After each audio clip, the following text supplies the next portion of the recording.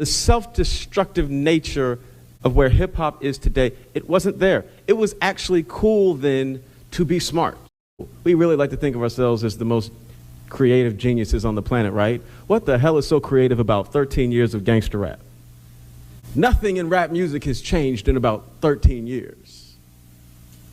And we're supposed to be so brilliant. Everyone follows us. Yeah, they following us straight to hell, for real. You know, right now music has been, like I said, there's been 13 years of gangster rap. Why? Because when something is allowed to change and evolve, it is unpredictable. That means you can't predict profit. Black music, black culture has been held down and like a woman. It has not been allowed to move, change, run, grow, anything. So when our music is low quality, our souls are poor quality, our spirits are low quality, we can't love, we can't reach out, we can't be in solidarity. Christ's love isn't like everybody else's love. It's not like the world's love. The world's love loves you when you do things right or when you do things with them. But as soon as you make a mistake, they take that love away. But what I've experienced with the love of Christ is that it loves first. It loves through wrongdoing. It loves when you shouldn't be loved anymore. It's unconditional. And that's the love that I believe is going to change the world and has changed me. Hey, what's up, y'all? It's Micaiah. I'm back and I'm black and I'm back and I'm black and I'm back and I'm black and I'm back and I'm black.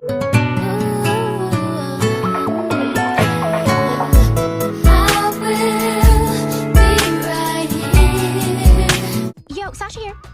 Excuse me? Supermodels do not fly business class. Now, I'm not gonna demand a private jet, but I think Jag could at least spring for first class.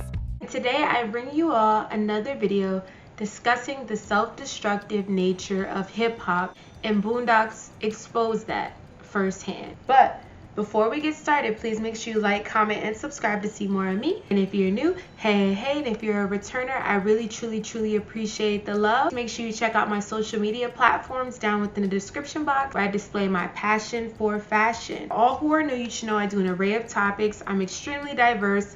I love more conscious topics with more depth. I love more nerdy topics. I love to blast you all to the past with nostalgic topics. And I also dibble and dabble within blogs. So if you relate to any of those realms, then you'll most definitely love it over here. So without further ado, let's get into the video. The Boondocks effectively unveiled the self-destructive tendencies present in hip-hop culture, particularly through its episodes rich in satire. Aaron McGruder did not target hip-hop as a whole.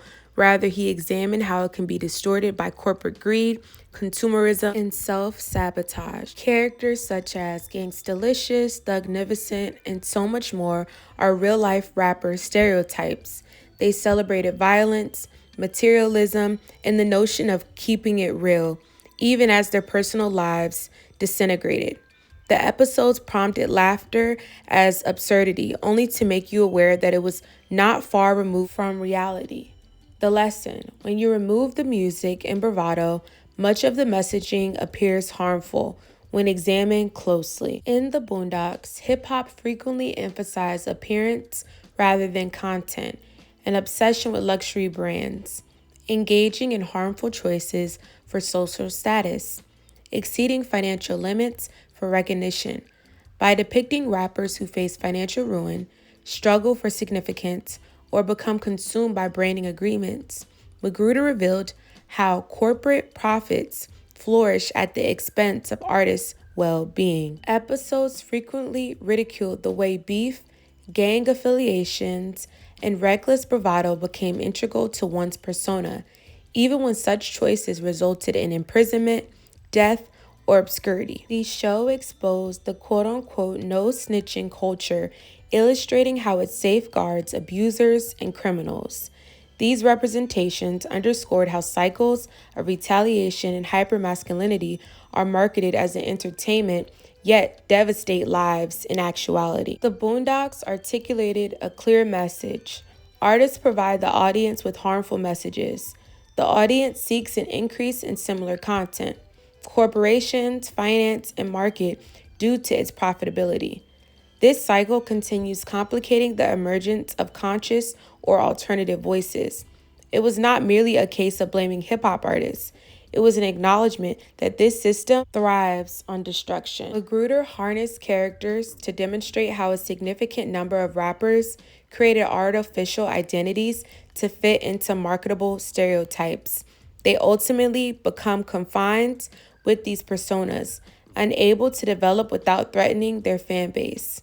This reality obliges them to maintain a destructive representation of themselves, just to continue existing in the industry. The Boondocks did not merely make jokes about hip-hop.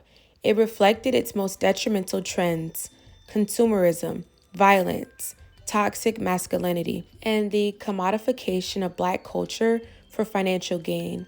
It accomplished this in a manner that initially provoked laughter, followed by a moment of reflection, prompting one to consider, wait, this is indeed reality. As I've been doing more research, I've been finding out that many say and many things prove that hip-hop has been self-destructive since the beginning. It was never meant to be something positive.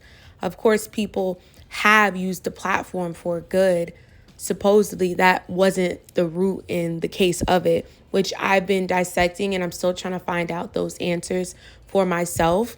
But we can not argue that over the years, it's been very self-destructive, harmful, not uplifting, and pushing a negative message to these children and adults. I think sometimes, like I was stating in my previous video, we point the finger at children, but we also have to watch what we're internalizing and what we're listening to, because our ears are just as sensitive as theirs. Now, I don't have all the answers, but what I can say is that what we've seen over the years, especially over the past 10 to 15 years, and even probably longer, hip-hop, it has not been uplifting. There may be a few within the audience that actually utilize the platform for good, but overall, even those who have once used the platform for good have now turned over to the other side, and the music is not uplifting. So just be mindful about what you're internalizing and what you're listening to.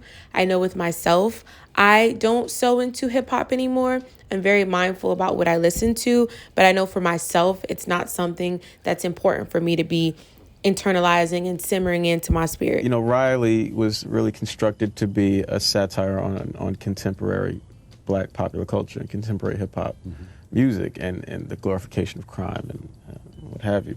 And people sort of take it on the surface level that I'm sort of implying that all Black people are criminals. I mean, the whole point is with that character is that he's very, very young, you know, maybe like 7 or 8. And you know, he's sort of obviously going out of his way to be a thug and to look menacing and all of this. And he's not. And that is wherein the humor lies. Only people, I think, are only looking at it on a very surface level. I can say firsthand how self-destructive rap music is, hip-hop, rap music, whatever category you want to put it under. I never forget in 2019, when I first started really listening to a bunch of that rah-rah music, like your Little Uzis, your NBA Youngboy, and the list goes on, Quando Rondo. If you remember that space in that time, then you know all of the rappers who were popular around there, Little Baby, and so on and so forth. And I just realized I would feel different after listening to their music. Whether that was I felt like I was enticed, I would be a little bothered for no reason, or I would have a form of like sadness and like this depressed state, and I wouldn't understand. I would be fine,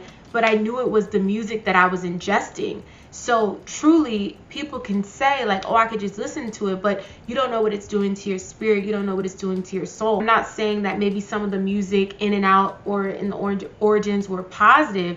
However, you just really have to be careful about what you're internalizing. I'm realizing more and more that I need to stay away from a lot of it, and that's what I do. I haven't really listened to any rap in a very long time. I'll dibble and dabble with J. Cole, but even then, I don't like to listen to like a whole bunch of profanity anymore. That's something I've kind of stepped away from too. So just being mindful about what you're ingesting is so important. But a lot of times people think it's just like old heads just hating on the newer generation. I think it's deeper than that. We can see with the outcome of children and the outcome of how people act on social media that the music has a lot of power and a lot of influence on how these young individuals act. Whether that's females listening to a whole bunch of Sexy Red, that's self-explanatory, I shouldn't have to say nothing, or whether that's males listening to a whole bunch of rah music. Let me try to think of a rah artist. This is how much I don't listen to like a lot of this. Who's like a more recent one? Your Young Thugs and all of that. So we just have to be very mindful who's influencing us and what we're allowing to enter our ear gates, because that's so important. I did a video on that, so make sure you check that out. Just really be mindful about what you are ingesting. And hip-hop has been self-destructive for a very long time. That's why I've bowed out of listening to it and say my good riddance. So I thank you all for watching. Please make sure you like, comment, and subscribe if you enjoyed this content. Leave your thoughts and perspectives down within the comment section. But listen, I don't mind if you disagree. I don't mind if you agree with me. I'm thankful for each feedback. However, we can have a healthy discussion down within the comment section. We're not here to tear each other down. We're just here to have a healthy conversation. And I want you all to remember that you are loved by the God who created the universe. He made you for such a special purpose. So let your light shine bright and don't allow anyone to dim that. So I thank you all once again for sharing this moment with me. And I'll check you all out in the next video. Stay blessed, everyone.